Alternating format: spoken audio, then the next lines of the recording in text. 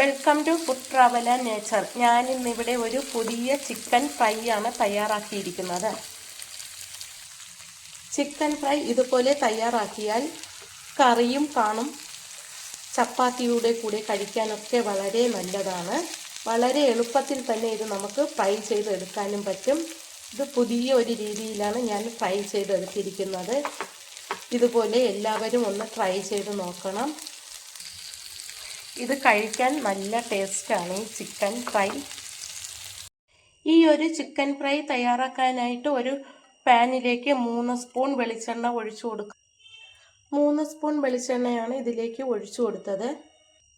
ഇതിലേക്ക് 1 table spoon മുളക് പൊടി ഇട്ട് കൊടുക്കാം. 1 ടീസ്പൂൺ മല്ലിപ്പൊടി ഇട്ട് കൊടുക്കാം.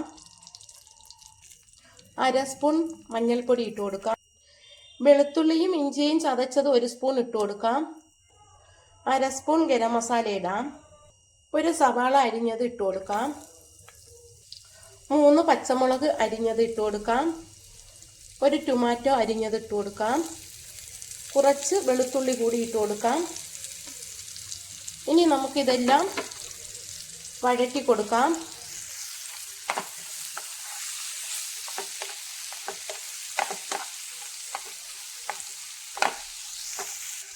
ആവശ്യത്തിന് ഉപ്പ് പൊടി കൂടി ചേർത്ത് കൊടുക്കാം. എന്നിട്ട് ഇതൊന്ന് വഴറ്റാം. മുളകിൻ്റെ ആ പച്ച മണമൊക്കെ ഒന്ന് മാറി വരുമ്പോൾ ഇതിലേക്ക് 2 കൊത്ത് കറിവേപ്പില ഇട്ട് കൊടുക്കാം. എന്നിട്ട് ഇത് ഇളക്കി കൊടുക്കാം.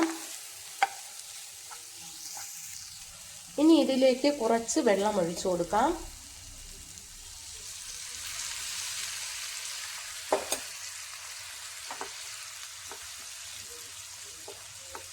കുറച്ച് വെള്ളമൊഴിച്ച് നന്നായിട്ട് ഇളക്കി കൊടുക്കാം. ഇനി നമുക്ക് ഉപ്പിട്ട് പുരട്ടി വച്ചിരിക്കുന്ന ഇറച്ചി കഷ്ണങ്ങൾ ഓരോന്നായിട്ട് ഇതിൽ ഇട്ട് കൊടുക്കാം.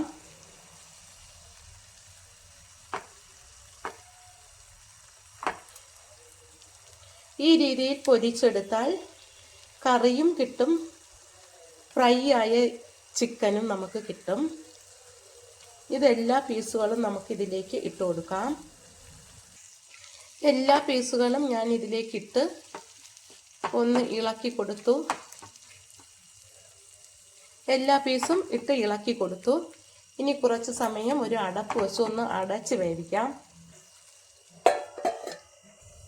ഒരു 2 മിനിറ്റ് നേരം അടച്ചു വെച്ചാൽ മതിയാകും. നമുക്ക് ഇതൊക്കെ ഒന്ന് മറിച്ചൊക്കെ ഇട്ട് കൊടുക്കാം. തിരിച്ചും മറിച്ചും ഓരോന്നും ഇട്ട് കൊടുക്കാം.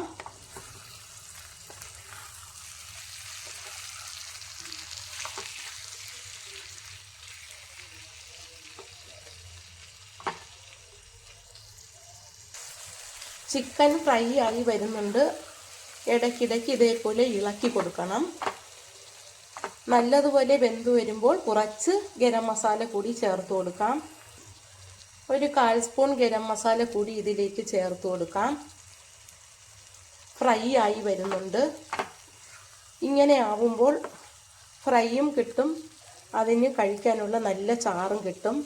ഇത് ചപ്പാത്തിയുടെ കൂടെ കഴിക്കാനും ചോറിൻ്റെ കൂടെ കഴിക്കാനും അപ്പത്തിനൊക്കെ വളരെ നല്ലതാണ്. ഇങ്ങനെ തയ്യാറാക്കിയാൽ എളുപ്പത്തിൽ തന്നെ നമുക്കിത് തയ്യാറാക്കാൻ പറ്റും. ഇതിപ്പോൾ ഞാനൊരു 250 ഗ്രാം ചിക്കനാണ് എടുത്തിരിക്കുന്നത്.